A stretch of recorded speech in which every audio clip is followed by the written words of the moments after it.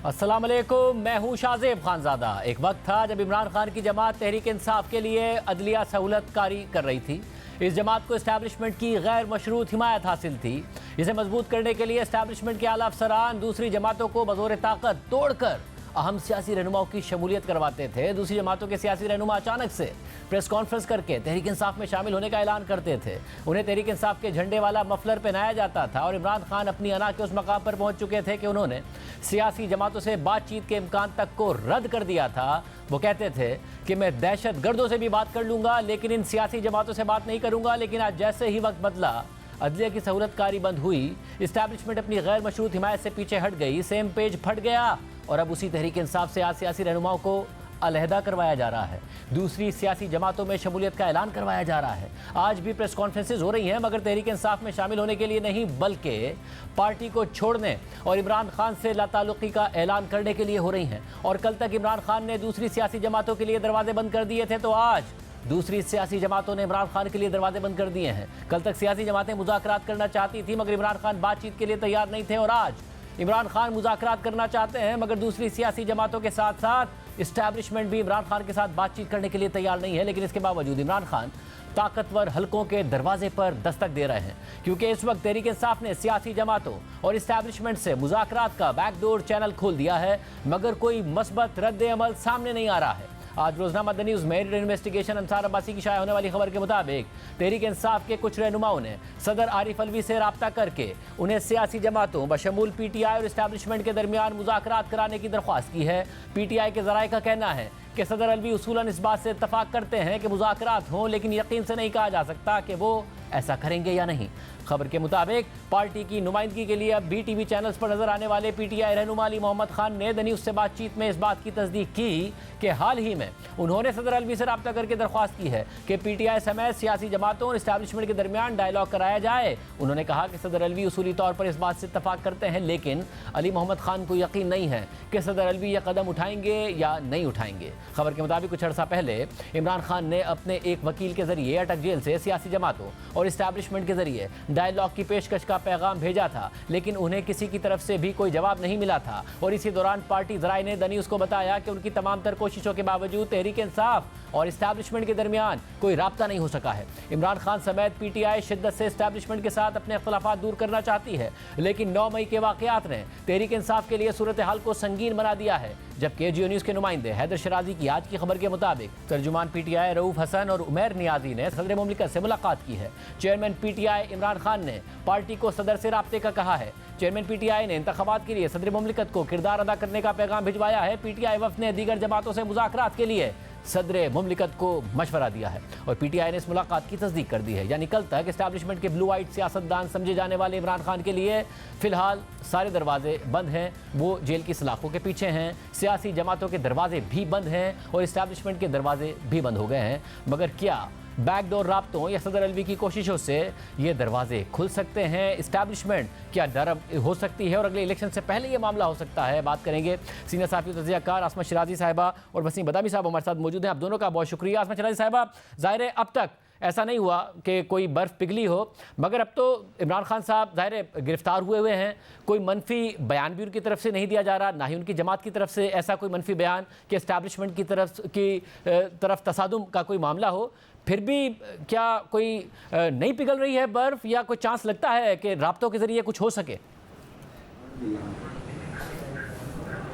जी बहुत शुक्रिया शाहज़ेब, लेकिन जो आपने सवाल किया है इसको हम थोड़ा सा पीछे ले जाते हैं कि ये जो बातचीत की डिमांड है या इसकी जो ज़रूरत महसूस की जा रही है वो किस हालात में की जा रही है। कहा जा रहा है कि 9 मई के वाक़यात को भुला दिया जाए और दोबारा से बैठ जाया जाए और पाकिस्तान के मुल्क के मफाद के लिए जो है वो इकट्ठे हुआ जाए। लेकिन क्या सवाल यहाँ पर उठता है कि क्या 9 मई के जो वाक़यात थे उसकी ज़िम्मेदारी पाकिस्तान तहरीक इंसाफ कबूल कर रही है? क्या एतराफ़ात किए जा बताएंगे क्या जो इंकशाफात होते रहे हैं, जो उन पे इल्ज़ामात लगते रहे हैं और इल्ज़ामात अभी भी हैं, क्या वो उनके ऊपर अब कुछ पछतावे का या एहसास नदामत का इजहार करेंगे, तो फिर बात आगे जो है वो बढ़ सकती है। जो बिल्कुल जिस तरह से पैगामात पहुँचाए गए हैं इमरान खान साहब की तरफ से, कल शोएब शाहीन साहब भी बात कर रहे थे, आज अली मोहम्मद खान साहब भी ये बात कर रहे हैं, वो सब के सब ये हैं कि अब कोई ऐसा कोई मीडिएशन का कोई पुल किरदार अदा करे जो कि ये सारे मामलात को तय करे। इससे पहले अगर आपको याद होगा तो एक मुख्तलिफ सूरत हाल थी, सुप्रीम कोर्ट उनके पास थी, उन्होंने एक मीडिएशन का काम भी किया, उन्होंने बिठाया भी एक जगह पे और वहाँ पे मुज़ाकरात शुरू भी हुए, लेकिन उसका नतीजा क्या निकला? 6 मई को जो बातचीत शाह महमूद कुरैशी साहब और इनकी जो टीम थी वो मीडिया पे ये कर रही थी कि हम एक नतीजे पे पहुँच चुके हैं और इंतखाबात के लिए आगे बढ़ेंगे, लेकिन एग्जैक्टली 3 दिनों के बाद 9 मई हो गया और 9 मई के अंदर जो सबसे बड़ी जो कबाहत है जिसको कि देखा जाए तो वो इस बात के ऊपर नहीं थी कि पीडीएम की हुकूमत गिराई जाए या वो इत्तेहादी हुकूमत गिराई जाए, उसका जो एक गोल नज़र आता था या जो एक मकसदियत उसकी थी वो ये थी कि आर्मी चीफ को टारगेट किया जाए या फिर बगावत की जाए। तो ये जो बगावत और म्यूटनी के इल्ज़ामात पाकिस्तान तहरीक इंसाफ पे हैं, ये एक ऐसा पूरी दुनिया के अंदर अगर बगावत का अंजाम आप देखें तो वो इससे मुख्तलिफ नहीं होता जो कि इस वक्त है। अभी भी क्या इमरान खान साहब इस बात का एहसास नदामत शो करेंगे, माफ़ी मांगेंगे, तलाफ़ी करेंगे उन सारे वाक़यात की जो कि 9 मई के दिन हुए थे? तो मेरा ख्याल है कि इसी वजह से इस्टेब्लिशमेंट के दरवाजे फ़िलहाल बंद हैं और यही वो वजह है जिसकी वजह से आरिफ अलवी साहब जो हैं वो इस मामले को आगे लेके नहीं चल पा रहे। इससे पहले भी आरिफ अलवी साहब 2-3 मकामात पर उनकी बातचीत हुई इस्टेब्लिशमेंट के साथ, लेकिन वो इमरान खान साहब वादा करते थे और उसके बाद उसके ऊपर पूरा नहीं करते थे। उस जो गारंटी दी जाती थी उस गारंटी को वो पूरा नहीं करते थे, जिसकी वजह से सदर मुमलिकत जो थे उनको एम्बैरेसिंग सिचुएशन का सामना करना पड़ा। मैं सवाल के साथ भी आऊंगा कि आप सदर मुमलिकत वो किरदार अदा कर भी सकते हैं नहीं, बट बदामी साहब ज़ाहिर पॉलिटिकल कैपिटल जहाँ तक इस्टेब्लिशमेंट के साथ ताल्लुकात का मामला था, कमिटमेंट करना, मिस कमिटमेंट होना, फिर इमरान खान साहब को एक लंबे अरसा शक भी रहा कि उन्हें तो सिस्टम से बाहर ही करना है, चाहे मुज़ाकरात कहीं आगे भी बढ़ रहे थे तो वो फिर नाकाम हो जाते थे, वो तनकीद शुरू कर देते थे। मगर अब जबकि वो जेल में हैं, क्या कुछ हो सकता है? क्या बर्फ पिघल सकती है जब वो पैगामात भेज रहे हैं? इसका इम्कान आपको अगले इलेक्शन से पहले कम नजर आता है? बिस्मिल्लाहिर्रहमानिर्रहीम, इम्कान बहुत कम नज़र आता है। सिर्फ एक सूरत इसके अलावा नज़र आती है, मैं अर्ज़ करता हूँ। And of course not to forget, और ये बात भी आपके जवाब से जुड़ी हुई है कि यही तो सारा का सारा मसला था, यही सब दस बस्ता गुजारिश करते थे जब ये पार्टी इख्तिदार में थी कि भाई ठीक है आपका सियासी इख्तलाफ है, ठीक है आप इन्हीं के खिलाफ नैरेटिव बनाकर बरसर इख्तिदार हैं, अब तो इख्तिदार में आ गए, हम नहीं कह रहे कि इनको माफ़ कर दें, हम नहीं कह रहे इनसे मुकमुका कर लें, लेकिन आप वज़ीर आज़म हैं, आप हुकूमत हैं, आप कश्मीर जैसे इशू पे भी इनके साथ नहीं बैठते हैं, आप कोरोना जैसे इशू पे भी इनके साथ नहीं बैठते हैं। और जब कोई तज्जियाकार ये कहता था कि आप नून और पीपल्स पार्टी के साथ बैठे हैं तो कहा जाता था कि इसका मतलब आप ये कह रहे हो कि डकैतों से हाथ मिला है। अब ये बताओ लिफाफा पीपल्स पार्टी से पकड़ा है या नून से पकड़ा है बात करने के लिए? तो सबने ये सब देखा है, तो सबको मालूम है कि कहां से पोजीशन शुरू हुई थी और कहां पर आई, तो सबको समझ में आ रहा है कि कितना बामरे मजबूरी ये काम हो रहा है। अब क्या इस बात की कामयाबी का इम्कान है? मेरा ख्याल है बिल्कुल भी नहीं। सिर्फ ये एक शायद एक सूरत बन जाए कि जो आज मुर्तज़ा सोलंकी साहब अगर शफकत महमूद साहब से मिल रहे हैं कहीं ना कहीं, तो शायद कोई ऐसी सूरत, ये सिर्फ मेरा एक तज्जिया है, इसमें कोई मालूमात का दखल नहीं है, कि कोई ऐसी सूरत हाल के जहां पर चेयरमैन साहब खुद जो है वो न सिर्फ के उस इंतखाबी अमल का हिस्सा ना हो बल्कि हर एतबार से खामोश भी हो, और फिर किसी ना किसी तरीके से कोई ना कोई कैलकुलेटेड स्पेस पीटीआई को दे दी जाए। उसूली तौर पर तो हर पार्टी को लेवल प्लेइंग फील्ड होनी चाहिए, क्या होना चाहिए क्या नहीं मैं नहीं कह रहा, क्या लगता है ये एक शायद विंडो थोड़ी सी निकला है पीटीआई के लिए। बाकी जो पीटीआई का ट्रैक रिकॉर्ड रहा है, सबने देखा है कि आप हर हद तक गए हर किसी को पछाड़ने में। अब जब बात नहीं बनी है तो आप कह रहे हैं कि चलो बात कर लेते हैं, वरना कल तक तो बात करने वालों पर आप इल्जाम लगाते थे कि इन्होंने जो वे किसी के एजेंट हैं।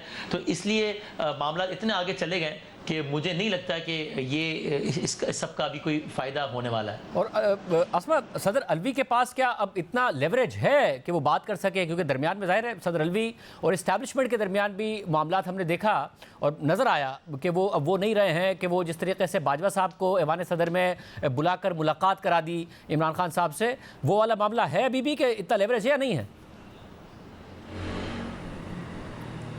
मेरा नहीं ख्याल, सिर्फ एक अपॉर्चुनिटी ढूंढना चाहती है पाकिस्तान तहरीक इंसाफ, और उसके पीछे एक बड़ा खौफ ये है कि ज़ाहिर है कि इस तरह के शकूक और शुबहात हैं कि इमरान खान साहब का फ़ौजी अदालत के अंदर जो है वो ट्रायल ना हो। उस सूरत हाल से बचने के लिए, ऑफिशियल सीक्रेट एक्ट के जो मामलात हैं उससे बचने के लिए एक कोशिश ज़रूर करना चाहती है तहरीक इंसाफ। और अगर आप गौर करें तो इमरान खान साहब ने जो पैगाम भेजा है सदर अलवी को, वो ये भेजा है कि आप सियासी जमातों के साथ बात करें और इस्टेब्लिशमेंट के साथ भी बात करें। तो सियासी जमातों के साथ बात तो अब नवाज शरीफ साहब वापस आएंगे तो ही एक रास्ता बन सकता है। कुछ हमने कल इस्लामाबाद के अंदर हिलजुल देखी है जिसमें कि मौलाना फजलुर रहमान और आसिफ अली जरदारी साहब की मुलाकात हुई है, लेकिन ये इमरान खान साहब के हवाले से कतई तौर पर नहीं हुई। एक पॉइंट ज़रूर उसमें आया होगा, लेकिन जो हमारी इत्तलात हैं वो इंतखाबात के हवाले से वो ज़्यादा कंसर्न है। शफकत महमूद साहब का दरवाज़ा इसीलिए खुला है कि जो एक पॉलिटिकल स्पेस जितनी लाहौर के अंदर जैसे जलसा करने की इजाज़त है या पंजाब के अंदर, तो वो एक वन साइडेड जो चीज़ें चल रही हैं इस वक्त तक के बिल्कुल पाकिस्तान तहरीक इंसाफ के लिए जगह नहीं है, उस जगह को क्रिएट किया जाए। और शफकत महमूद साहब 9 मई के तमाम वाक़यात से अलग रहे हैं, वो किसी किस्म की उनकी इन्वॉल्वमेंट भी नहीं रही है। तो मेरा ख्याल है वो एक अपॉर्चुनिटी है। सदर मुमलिकत इस पोजीशन में इस वक्त बिल्कुल भी नहीं है कि वो कोई मीडिएशन कर सकें, वो कोई ब्रिज बन सकें, कोई पुल का किरदार अदा कर सकें, और उन्होंने अपनी पोजीशन जो है वो बहुत कमज़ोर की है।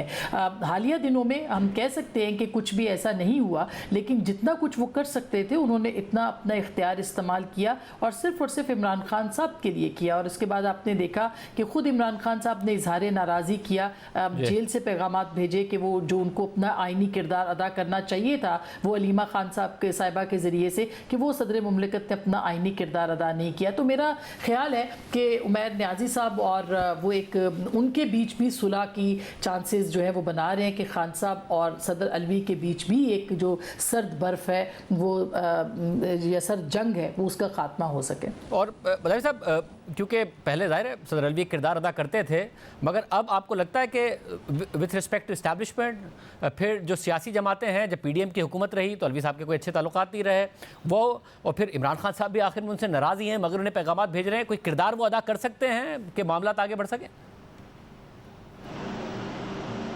नहीं, मेरा ख्याल है कोई स्पेस ज़्यादा रह नहीं गई अलवी साहब के पास बिकॉज ऑफ मल्टीपल रीजंस। कुछ तो वही जो आपने बयान की, कुछ ये कि उनको भी पता है, इस्टेब्लिशमेंट को भी, कि अलवी साहब से अगर हम बात करेंगे तो ज़्यादा से ज़्यादा क्या होगा, ज़्यादा ये होगा कि अलवी साहब हमें कुछ कमिट कर देंगे। तो खुद अलवी साहब और उनके लीडर का ऐसा मामला है कि जो अलवी साहब अपनी लीडरशिप के बिहाफ पे कमिट भी कर देंगे वो भी कल को पूरा हो सकेगा या नहीं। और मुझे तो ये भी लगता है कि अलवी साहब खुद भी किसी भी बात पर इस मामले की हसासियत को समझते हुए 100% एक कमिटमेंट देने से कासे रहेंगे कि मैं कह रहा हूँ मेरी लीडरशिप कर लेगी, वो भी उसमें इफ्स एंड बट्स का मार्जिन लगेंगे, नोइंग खान साहब नेचर। तो इन मल्टीपल रीजंस की वजह से मुझे लगता है कि बहुत सारे ऐसे मौके आए जो कि ज़ाया कर दिए गए। अब ये इतना पोजीशन ऑफ वीकनेस के साथ ये सारी बातें इनिशिएट हो रही हैं कि अब अलवी साहब के पास भी वो पोजीशन ही नहीं है कि जहां पर वो कुछ नेगोशिएट कर सकें एस्टैब्लिशमेंट से कोई बड़ी चीज़। बहुत शुक्रिया नाज़रीन, तज़िया आपने सुना। प्रोग्राम में ब्रेक शामिल करते हैं, एक आम खबर है उसकी तफसीलात आपके सामने रखेंगे ब्रेक के बाद।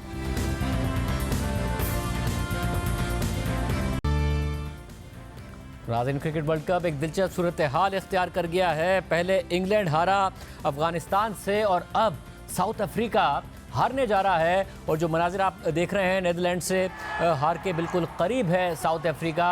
अपसेट पर अपसेट हो रहे हैं इस वक्त क्रिकेट वर्ल्ड कप में, जिसकी वजह से सूरत हाल तब्दील होती जा रही है। और इस वक्त आप देख सकते हैं कि हार के बिल्कुल करीब इस वक्त नज़र आ रहा है साउथ अफ्रीका, जिसके बाद जो पॉइंट्स टेबल है वो बिल्कुल ओपन होती नज़र आती है। हमारे साथ सिक्कू भाई और रज़ाक भाई मौजूद हैं। सिक्कू भाई, ये तो कहा जा रहा था शुरू में कि बड़े हाई स्कोरिंग पिचेस होंगे, 350 से ऊपर रन्स बनेंगे, छोटी टीमों के खिलाफ 400 से ऊपर बनेंगे, छोटी टीमों का कोई चांस नहीं है, पावर हिटर्स बड़ी टीमों के पास हैं, वो बड़ा ज़बरदस्त परफॉर्म करेंगी।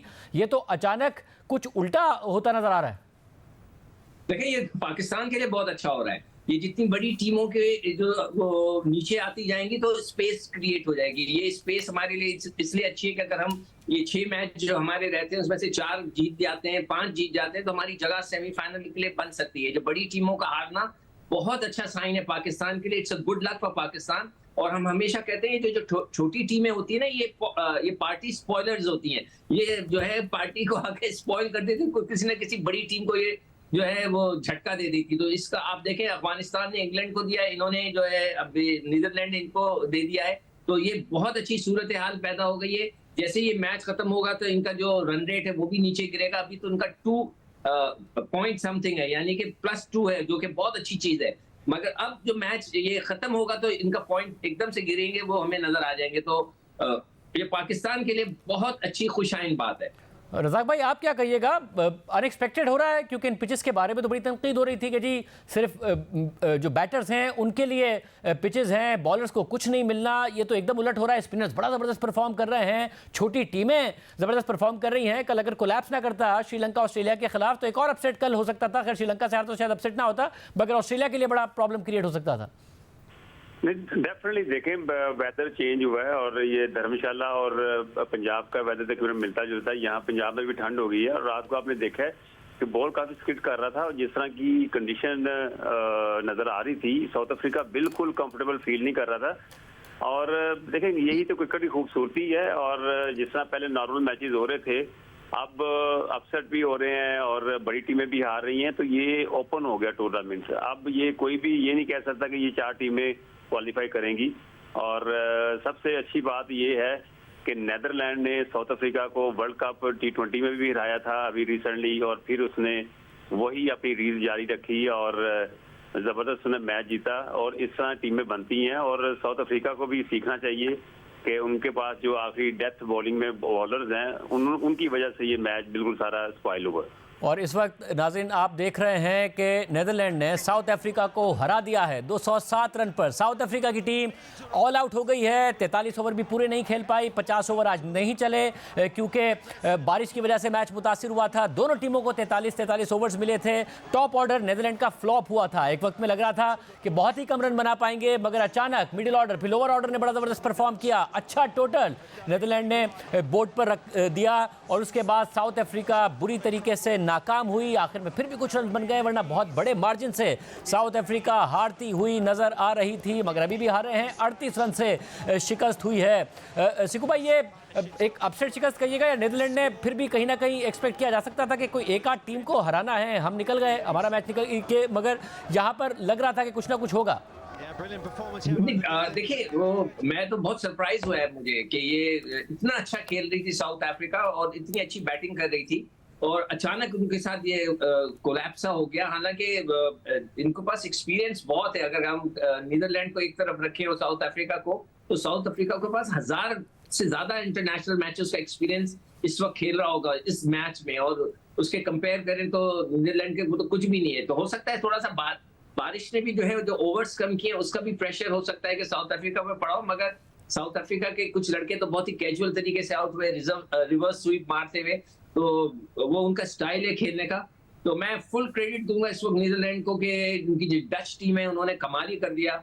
और मैं इसलिए बड़ा खुश हूं कि ये पाकिस्तान के लिए बड़ी अच्छी चीज होती जा रही है। ये सिचुएशन जो है पाकिस्तान की फेवर में जाएगी। अगर हमारा अगला मैच ऑस्ट्रेलिया से फिर अफगानिस्तान से, अगर हम 2 मैच जीत जाते हैं, इसलिए कि ऑस्ट्रेलिया भी स्ट्रगल कर रहा है, वो 8वीं पोजीशन पे, तो हमारे लिए बहुत अच्छा हो जाएगा सेमीफाइनल तक क्वालिफाई करना। और मगर रज़ाक भाई, जो अफगानिस्तान की बॉलिंग थी, जो ज़बरदस्त हमें स्पिन अटैक नज़र आया, अब चेन्नई की विकेट पे हमारा मैच होगा उनसे, और जाहिर है वो हमने देखा कि कितना स्पिन करती है। इसके अलावा अफगानिस्तान की बॉलिंग को, स्पिन को इंग्लैंड नहीं खेल पा रहा था। हमारे लिए कुछ अच्छा हो रहा है या हमारे लिए खतरात भी साथ साथ बढ़ रहे हैं?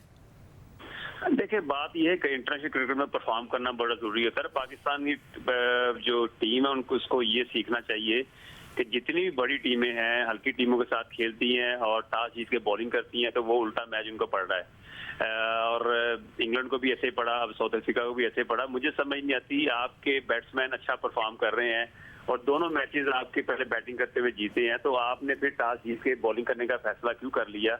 मुझे इस चीज की समझ नहीं आती। ये कौन सा इनके पास डेटा है, कौन सा नॉलेज है क्रिकेट का? और मैं शुरू से, ये सीक्यू भाई बैठे हुए हैं, मैंने हर प्रोग्राम में ये कहता हूँ कि टॉस जीत के बॉलिंग करना नेगेटिव होता है। हाँ, अगर दोनों टीमें एक जैसी हो, एक स्टैंडर्ड की हो, तो फिर आप उसमें चांस ले सकते हैं बॉलिंग करने का। जब आपको पता है कि एक टीम हल्की है और एक टीम ज्यादा अच्छी है, तो वहां पे आपको अच्छी टीम को हमेशा टॉस जीत के बैटिंग करनी चाहिए। तो ये मुझे समझ नहीं आती, ये कौन सी क्रिकेट सिखा रहे हैं, ये कौन सी क्रिकेट खेल रहे हैं इतना अच्छा परफॉर्म करने के बाद, और ये कोई मैच आप इसको अगर आप अपसेट कहते हैं तो अपसेट तो वो होता है कि जी क्लैप्स कर गई साउथ अफ्रीका टीम। ये तो बड़ा नॉर्मल तरीके से मैच जीती है ये नेदरलैंड की टीम साउथ अफ्रीका से। और सिकू भाई, पाकिस्तान को क्या कुछ जी शाज़ेब, मैं इस बात पे एग्री कर रहा हूँ रज़ाक से कि एक हल्की टीम थी और पिच में कुछ भी नहीं था, तो आपको पहले बैटिंग करनी चाहिए थी बगैर किसी शक के। ये बिल्कुल सही कह रहा है, जो बड़ी टीमें होती हैं वो छोटी टीमों को उनको जो है फेटी लगानी चाहिए। आई डोंट नो व्हाई। अच्छा, जबकि उनका जो रन रेट था वो 2 पॉइंट समथिंग था, अब वो गिर के 1.385 पे आ गया है। तो यानी कि आप देखें एक पॉइंट का जो है ना फर्क आ गया, which is very big. India भी 1.8 है, ये भी रन रेट में 1.6 है, न्यूजीलैंड अब ये 1.3 पे आ गए। तो I don't know why. Razak का पॉइंट बड़ा वैलिड है कि उनको पहले बैटिंग करनी चाहिए थी। और अगर अब जो पाकिस्तान के लिए जो इशू है ना, एक तो मैच जीतना है उसने और उसने अपना रन रेट बढ़ाना है। हम माइनस में हैं, -0 पॉइंट समथिंग है, जो कि बड़ा खतरनाक है। वैसा मगर सिकू भाई, कोई तब्दीली करनी चाहिए पाकिस्तान को। स्पिनर एक्स्ट्रा खिला लें। फ़खर के बारे में बार बार खबरें आ रही कि वो सेहतयाब हो गए हैं। इमामुल हक की जगह फ़खर को ट्राई करें, कुछ ऐसा करना चाहिए। अभी जो खबर चल रही है, जो हमारे जो ग्रुप में चल रही है, जो हमारे जियो का ग्रुप है स्पोर्ट्स का, उधर अतीक और फैजान की जो न्यूज आ रही है उसमें ये है कि अब्दुल्ला शफीक जो हैं वो उस वक्त बीमार हैं और उनको जो है कमरे में रखा गया है, कोई उनसे मिल नहीं सकता। तो अब्दुल्ला शफीक अगर बीमार हो जाते हैं और वो फिट नहीं होते मैच तक, जो कि फ्राइडे को है, तो ऑटोमेटिकली जो है फखर जमान जो है अंदर आ जाएंगे। उसके अलावा जो एक और चेंज बनता है, अगर बना, वो स्पिनर का बनता है। मगर मैं नहीं चाहता, ये मेरी भी राय है कि जी स्पिनर्स को यही को खिलाएं। ऐसा ना हो कि बेचारा नया स्पिनर है, अगर उसकी फेटी पड़ गई तो उसका तो कैरियर हमेशा के लिए खत्म हो जाएगा, ये लोग दोबारा आएंगे। तो ये जो नवाज और शादाब है, इनको खेलने दे। ये खेलते हुए आ रहे हैं पिछले 3-4 साल से, इन्हीं को खेलने दे टिल द वर्ल्ड कप खत्म होता है, फिर आप नए से शुरू करें। बहुत शुक्रिया नाज़रीन, तो आपने सुनी। बहुत बड़ा अपसेट हुआ है वर्ल्ड कप में। प्रोग्राम में आगे बढ़ते हैं। गजा पर इसराइल की जारहाना कार्रवाइयों ने खित्ते में एक नई इलाकाई जंग के खतरा को मजीद बढ़ा दिया है और अब बराह रास्त आला सतह पर धमकी आमेज बयान सामने आ रहे हैं। ईरान की आने वाले घंटों में इसराइल के खिलाफ एक्शन लेने की धमकी के बाद अमरीका ने कहा है कि अगर ईरान ने बराह रास्त मुदाखलत की कोशिश की तो अमरीका बराह रास्त कार्रवाई करेगा। इसके अलावा अमरीकी सदर बाइडेन बार बार कह रहे हैं कि हमास को ख़त्म करेंगे। अमरीकी सदर ने अचानक इसराइल के दौरे का ऐलान भी कर दिया है और वो कल इसराइली दारुल हुकूमत तेल अवीव पहुंच रहे हैं, जबकि खुद इसराइली वज़ीर आज़म नेतन्याहू गजा पर ज़मीनी कार्रवाई की तैयारी कर रहे हैं। साथ ही ईरान और हिज़्बुल्लाह को खबरदार कर रहे हैं। दूसरी तरफ ईरान भी एक कदम आगे बढ़ गया है और उसने वाज़ेह किया है कि वो जंग का हिस्सा बनने के लिए इसराइली फोर्सेस के गजा में ज़मीनी ऑपरेशन का इंतज़ार नहीं करेगा, बल्कि आने वाले घंटों में इसराइल के खिलाफ पेशगी एक्शन लिया जा सकता है। ईरान की तरफ से यह धमकी आमेज बयान ईरानी वजीर खारजा अमीर अब्दुल हयान ने दिया है, जिन्होंने पिछले हफ्ते मशरिक वस्ता का दौरा किया था। अहम मुलाकातें की थी। ईरानी वजीर खारजा की हमास के सियासी उमूर के सरबरा इस्माइल हनिया से कतर में मुलाकात हुई थी, जबकि हिजबुल्लाह के सरबरा हसन नसरुल्लाह से उन्होंने लबनान जाकर मुलाकात की थी, जिसके बाद ईरान पहुंचकर उन्होंने ईरानी टीवी चैनल को इंटरव्यू दिया, जिसमें उनका कहना था कि हिजबुल्लाह के लिए तमाम मंजरनामे और मुमकिना ऑप्शंस मौजूद हैं। मज़ाहमती लीडर्स इसराइल को गजा में कोई भी एक्शन लेने की इजाज़त नहीं देंगे और जैसे ही मज़ाहमती तहरीकों को गजा के बारे में इत्मीनान हो जाएगा तो वो खित्ते के दीगर मज़ाहमती इलाकों की तरफ बढ़ेंगे। लिहाजा आने वाले घंटों में कोई भी पेशगी इकदाम काबिल तसव्वुर है। मज़ाहमती लीडर्स गजा में इसराइल को वो नहीं करने देंगे जो वो करना चाहता है। ईरानी वज़ीर ख़ारजा ने मज़ीद कहा कि आज अगर हमने गजा का दिफा नहीं किया तो कल हमें अपने ही मुल्क में फॉस्फोरस बमों के खिलाफ बच्चों के अस्पतालों का दिफा करना पड़ेगा। इसके अलावा ईरान के सुप्रीम लीडर आयतुल्लाह खामनाई ने बयान जारी किया है कि इसराइल के जराइम जारी रहे तो दुनिया भर के मुसलमानों और मज़ाहमती क़ुव्वतों को कोई नहीं रोक सकता। फ़लस्तीन के इलाकों पर काबिज़ अफराद शहरी नहीं बल्कि मुसल्लह लोग हैं। लेकिन सिर्फ ईरान ही नहीं,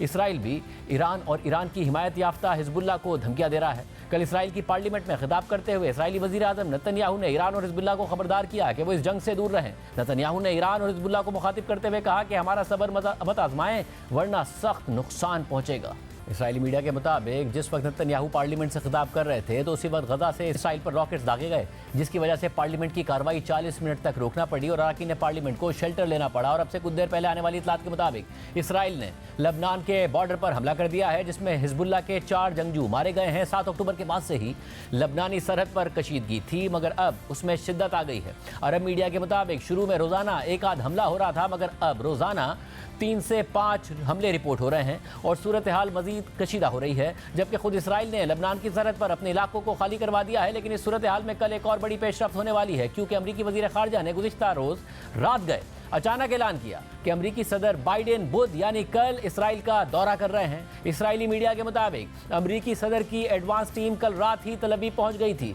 अमरीकी सदर के दौरे की वजह से गजा पर जमीनी हमला मुलतवी कर दिया गया है। बाइडेन कल 4 घंटे इसराइल में रहेंगे, जिसके बाद वो उर्दन जाएंगे और वहां मौजूदा सूरत हाल के हवाले से एक समिट में शिरकत करेंगे, जिसमें फ़लस्तीनी सदर महमूद अब्बास और मिस्री सदर भी शरीक होंगे। इसके अलावा इसराइली मीडिया का दावा है कि आने वाले दिनों में फ्रांस के सदर मैक्रोन भी इसराइल का दौरा करेंगे। दूसरी जानिब मशरिक़ वस्ता में इस तनाव और गैर मामूली सूरत हाल में दुनिया की 2 बड़ी ताकतों के सरबराहों की इसी हफ्ते मुलाकात हो रही है और ये दोनों ताकतें अमरीका मुखालिफ और ईरान के करीब समझी जाती हैं। रूसी सदर पुतिन कॉन्फ्रेंस में शरीक होने के लिए आज चीन पहुंच गए हैं, जहां उनकी चीनी सदर से मुलाकात भी तय है, जो इसराइल और हमास की जंग के तनाजुर में काफ़ी अहमियत इख्तियार कर गई है। CNN के मुताबिक रूसी सदर और चीनी सदर इस हफ्ते बीजिंग में मुलाकात करने वाले हैं। इस दौरे में एक नए बैनुल-अक़वामी ऑर्डर के लिए दोनों ममालिक के एक मुश्तरका विजन को उजागर करने की तवक्को है, जिसमें अमरीका और उसके इत्तेहादियों का मज़ीद गलबा ना रहे। खबर के मुताबिक इस मीटिंग में रूसी सदर और चीनी सदर के गजा की सूरत हाल पर भी बात करने की तवक्को है।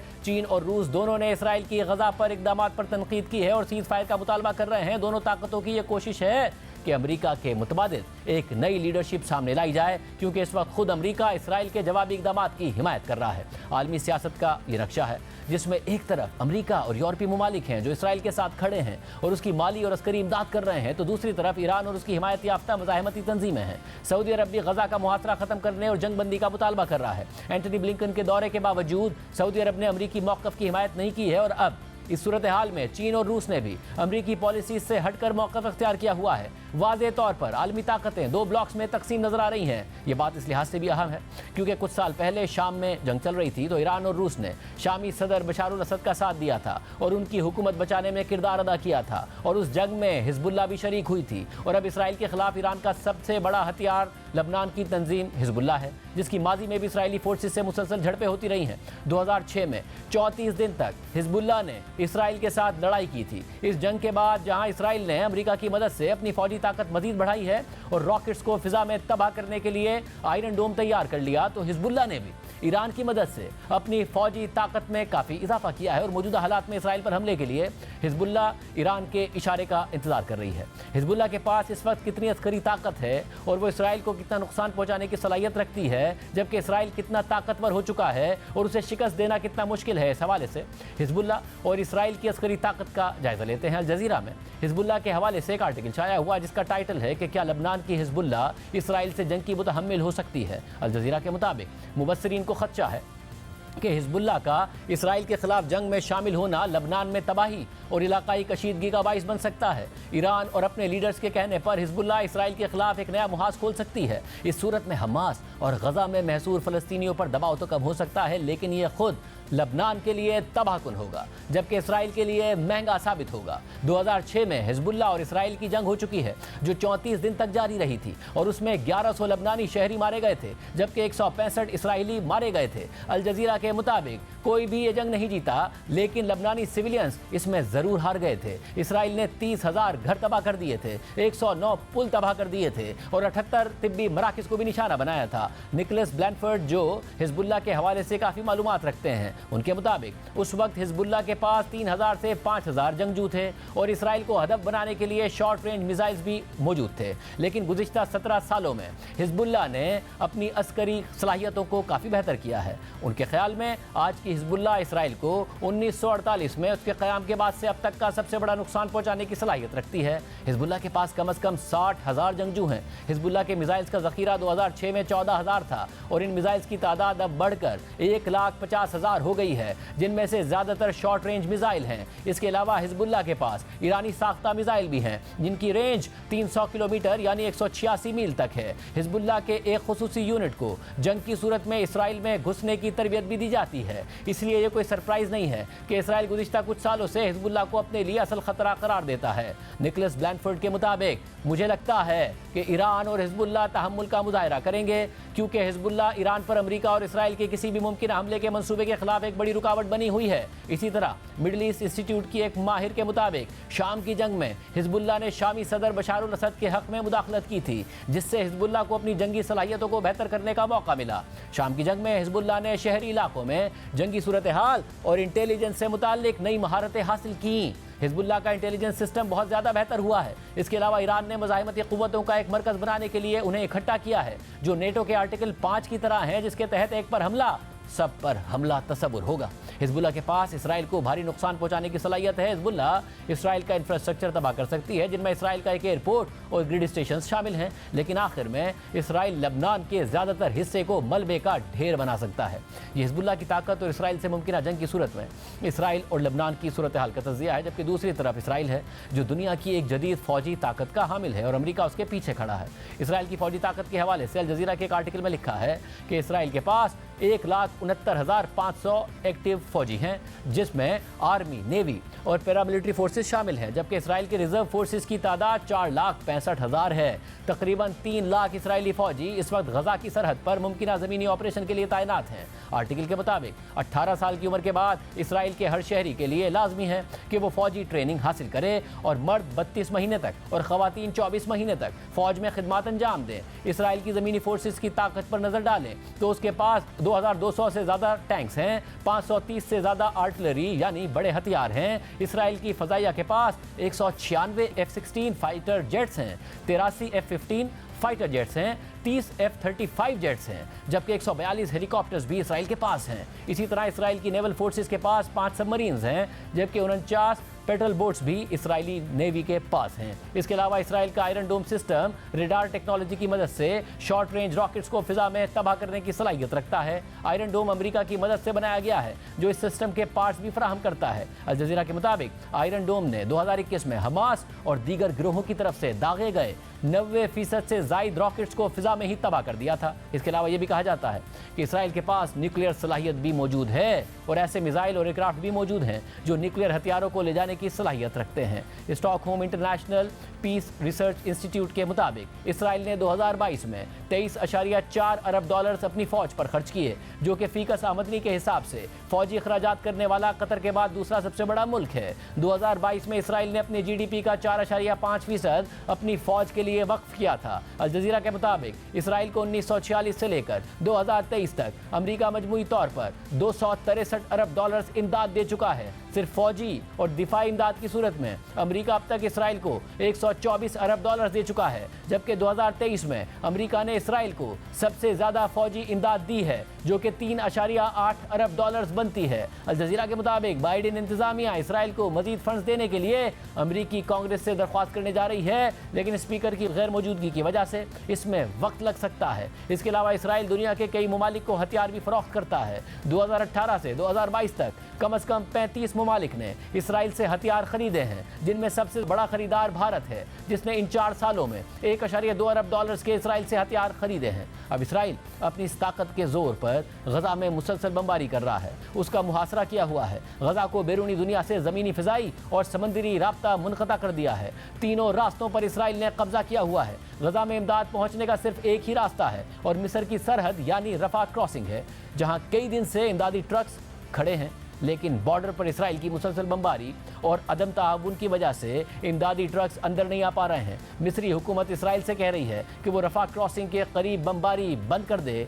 ताकि गजा में लोगों को रिलीफ फराहम किया जा सके और गैर मुल्कियों को निकलने का मौका मिल सके, लेकिन इसराइल ने अभी तक बमबारी जारी रखी हुई है। BBC के मुताबिक इसराइल चाहता है कि हमास के जंगजू किसी भी तरह गजा से फरार होने में कामयाब ना हो। इसके लिए वो गजा में दाखिल होने वाले तमाम ट्रकों की तलाशी लेना चाहता है, ताकि उनके जरिए हथियार गजा तक ना पहुंच सके। इसके अलावा इसराइल ने शुमाली गजा के 11 लाख शहरियों को जनूबी गजा जाने का हुक्म दिया है, लेकिन साथ ही जनूबी गजा पर बमबारी भी कर रहा है, जबकि शुमाली गजा से जनूबी गजा की तरफ आने वालों के रश की वजह से जनूबी गजा पर बोझ बहुत ज़्यादा बढ़ चुका है। जो सहूलतें पहले ही कम थी वो अब ख़त्म हो गई हैं। सूरत हाल में गजा में पानी, खुराक और अद्वियात खत्म हो गई हैं। गजा के शहरी समंदर के करीब कुएं खोद रहे हैं ताकि पानी का मसला हल किया जा सके। गजा में बहरान शदीद हो रहा है। एक तरफ खाने पीने की अशिया खत्म हो रही हैं तो दूसरी तरफ इसराइल की बमबारी आज 11वें दिन भी जारी रही। इसराइली हमलों के नतीजे में शहीद होने वालों की तादाद 3000 से ज़ायद तक पहुंच गई है, जबकि 12,500 से ज़ायद फ़लस्तीनी ज़ख्मी हैं। 500 बच्चों समेत 1200 अफराद के बारे में खदशा है कि वो मलबे तले दबे हुए हैं। अलशिफा अस्पताल के डायरेक्टर के मुताबिक तिब्बी अमले को मलबे के अंदर से मुतासरीन के चीखने की आवाज़ें सुनाई देती हैं, लेकिन वो कुछ नहीं कर पा रहे हैं। अरब मीडिया के मुताबिक अब तक इसराइली हमलों में 115 से ज़ायद तिब्बी मराकिज़ को निशाना बनाया जा चुका है। अब से कुछ देर पहले इसराइल ने गजा में एक अस्पताल को निशाना बनाया है, जहां जख्मियों के अलावा हज़ारों लोगों ने पनाह ली हुई थी। गजा की वजारत सेहत के मुताबिक इस हमले में अब तक कम से कम 500 अमवात हो चुकी हैं। अक़वाम मुत्तहिदा के मुताबिक 10 दिनों में गजा की पट्टी में 10 लाख से ज़्यादा अफराद बेघर हुए हैं। खुद अक़वाम मुत्तहिदा के हमले के 14 अरकान मारे गए हैं। गजा की पट्टी का ज़्यादातर हिस्सा मलबे का ढेर बन चुका है। मलबे तले कितनी लाशें दबी हुई हैं अभी तक वाज़ेह भी नहीं है। आने वाले दिनों में शहरियों की अमवात में इजाफे का खदशा है। रोज़ाना जंगी कवानीन और आलमी इंसानी कवानीन की खिलाफ वर्जी की इतलात मिल रही हैं। गजा में बमबारी की सूरत हाल में जब CNN के एक सहाफ़ी अपने बच्चों के साथ गाड़ी चला रहे थे तो देखिए उन्हें किस सूरत हाल का सामना करना पड़ा, उन्हें अपना घर छोड़ना पड़ा। शायद आपने ऐसी तबाही के मनाज़िर फिल्मों में तो देखे हों, लेकिन हकीकत में नहीं। हिदायत दीजिए। अल्लाह हाफ़िज़।